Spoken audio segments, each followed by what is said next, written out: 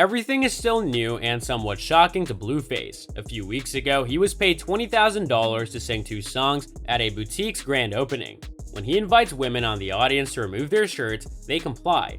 Recently, while seated in first class on a flight, he panned his smartphone camera over to the sea of other passengers in cushioned seats, grinned, and urged his audience to say hello to all my Caucasian friends. Hello everyone, and welcome to another video. Today we'll be looking at why rappers are really scared of BlueFace. Yeah, you heard it right. When the 22-year-old rapper Jonathan Porter posts these events on his Instagram story, he frequently raises his eyebrows in a Jim Halpert-like manner. A Jim Halpert in the hip-hop wilderness.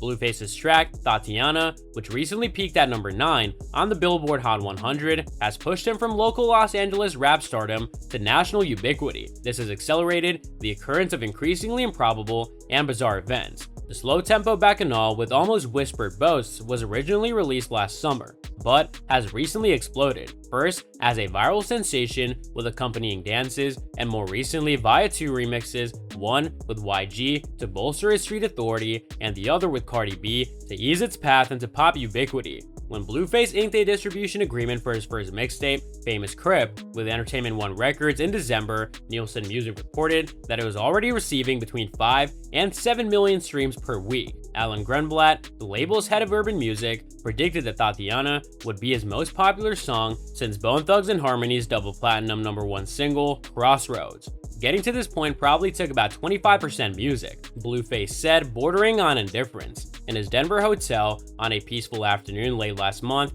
in between performances in Colorado Springs and Englewood, the remainder, he remarked sarcastically, was marketing, advertising, and being oneself. In contrast to other rappers, he describes BlueFace as a fictional character. He stated, "BlueFace is perhaps 10 times Jonathan. I don't care what any rapper tells you, they all have 2 separate personas, they're not like that at home." In a genre that has long been burdened by the conflicting demands of authenticity and entertainment, such candor is refreshing and completely justified. This is a fairly unromantic origin story for a rising star, but it is reflective of the times. BlueFace is arguably the best character actor of the meme age, right down to the Benjamin Franklin tattoo that extends from his right ear to the middle of his cheek. You can observe BlueFace leaning into the drama if you look closely. He has perfected a few unique gestures that he performs at every show, moistening the tips of his pointer finger and pinky in his mouth, then smoothing his eyebrows, grabbing a mop and putting it to use during Bleed It, pouring water over himself between Freak Bitch and Tatiana.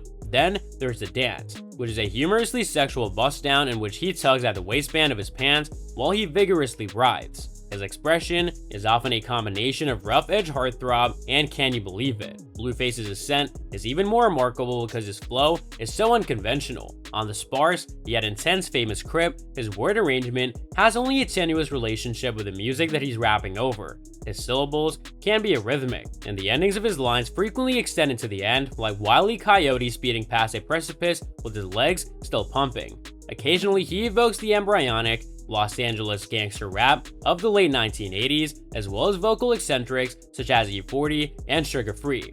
Yet, his approach is new and unrefined, not too styled. BlueFace's music has sparked the unique occurrence of people really debating about art, as opposed to presentation, whereas discussions about rap's generational issue have grown commonplace and monotonous. A year ago, BlueFace had only a handful of songs on SoundCloud. Now, he's at the beginning of his mainstream ascent, causing some to be excited and others to be concerned. In front of a couple of hundred enthusiastic fans in Colorado Springs, he performed the mop thing, the eyebrow thing, and the bust down. Several women raised their tops and he photographed them. At the conclusion of the evening, he observed 2 tiny toddlers at the stage's foot and brought them up. What age were they? 9 and 11, they responded. A malicious expression appeared on his face and he inquired whether they had ever seen a woman's breasts. They were perplexed by the question, and fortunately, no one provided a rapid explanation. The following evening, BlueFace and his entourage arrived at the Gothic Theater in Englewood, where they were greeted by an angry security guard, 2 concerned-looking venue employees, and a baby-faced local police officer. The security guy stated that he had heard reports of disturbances in Colorado Springs. Something about teenage ladies bearing their breasts on stage, which had not happened. BlueFace remained largely silent as his flamboyant manager, Whack 100, demanded, "Were you there to witness that?" So that's all from today's video. If you enjoyed it, remember to leave a like, subscribe, and ring that bell icon so that you never miss our upcoming videos. And don't forget to share your thoughts in the comments section down below. Stay tuned, and we'll catch you in the next video.